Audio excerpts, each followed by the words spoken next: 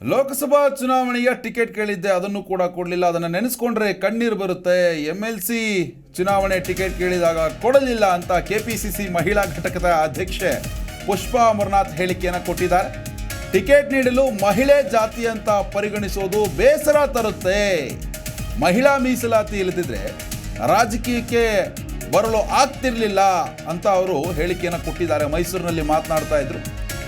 ಆಗ doctor D ತಿಮ್ಮಯ್ಯಗೆ ticket ಕೊಟ್ಟರು. Ticket ಹಂಚಿಕೆ ಮಾಡುವಾಗ ನಾನು ಮಹಿಳೆ ಎಂಬುದನ್ನು ಪರಿಗಣಿಸಲಿಲ್ಲ.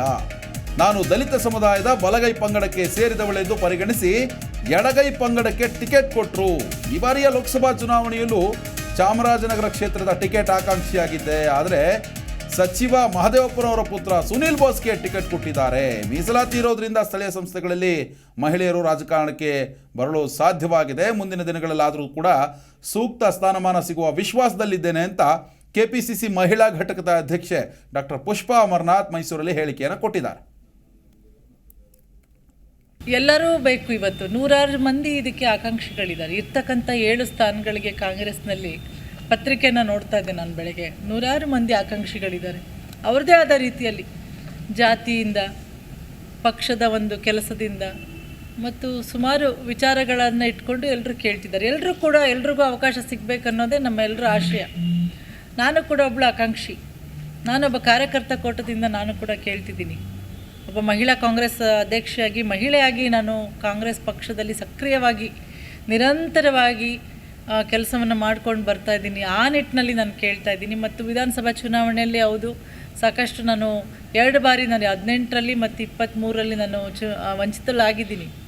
ಹಂಗಂತ ಹೇಳ್ಬಿಟ್ಟು ಕೂತ್ಕೊಂಡಿಲ್ಲ. ಮತ್ತು ನನ್ನ ಭರವಸೆಯನ್ನು ಬಿಟ್ಟಿಲ್ಲ, ನನ್ನ ಕಾನ್ಫಿಡೆನ್ಸ್ನ ಕಳ್ಕೊಂಡಿಲ್ಲ. ಇನ್ನೂ ಹೆಚ್ಚು ನಾನು ಎಷ್ಟು ಹಿಂದೆ ಸೋಲಾಗುತ್ತೋ ಅದಕ್ಕಿಂತ ಡಬಲ್ ಆಗಿ ನಾನು ಮುಂದೆ ಬಂದು ಕೆಲಸವನ್ನು ಮಾಡಿದ್ದೀನಿ. ಯಾಕಂದರೆ ಮುಂದೊಂದು ದಿನ ಕಾಂಗ್ರೆಸ್ ಪಕ್ಷದಲ್ಲಿ ಇದು ಮಹಾಸಾಗರ. ಅವಕಾಶಗಳು ಸಿಗೋದು ಬಹಳ ಕಡಿಮೆ. ಸಿಕ್ಕಂಥ ಅವಕಾಶಗಳನ್ನು ಕಳ್ಕೊಂಡಿದ್ದೀನಿ ನಾನು. ಪದವೀಧರ ಕ್ಷೇತ್ರದ ಒಂದು ಚುನಾವಣೆ ಮತ್ತು ಟೀಚರ್ಸ್ ಚುನಾವಣೆ ಸಂಬಂಧಪಟ್ಟಂಗೆ ಇವತ್ತು ನಾನು ತಮ್ಮೆಲ್ಲರಿಗೆ ಗಮನ ಹರಿಸಲಿಕ್ಕೆ ಕೇಳ್ಕೊಳ್ತೀನಿ. ಯಾಕಂದರೆ ನನ್ನದು ವೈಯಕ್ತಿಕ ವಿಚಾರಕ್ಕಾಗಿ ನಾನು ಇವತ್ತು ಪತ್ರಿಕಾಗೋಷ್ಠಿಗೆ ಕೂತ್ಕೊಂಡಿಲ್ಲ. ಜಿ ಕನ್ನಡ ನ್ಯೂಸ್ ಈಗ ನಿಮ್ಮ ಮನೆಯಲ್ಲೇ ನೋಡಿ. ಎಲ್ಲ ಕೇಬಲ್ಗಳಲ್ಲಿ ಈಗ ಲಭ್ಯ.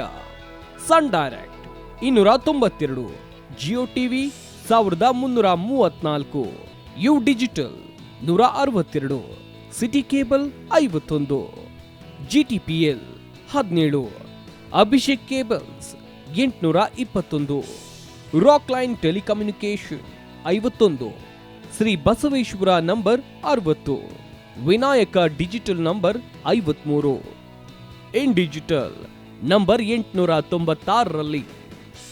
ನಿಮ್ಮಿಸ್ತದ ಜಿ ಕನ್ನಡ ನ್ಯೂಸ್ ನೋಡಿ ಆನಂದಿಸಿ.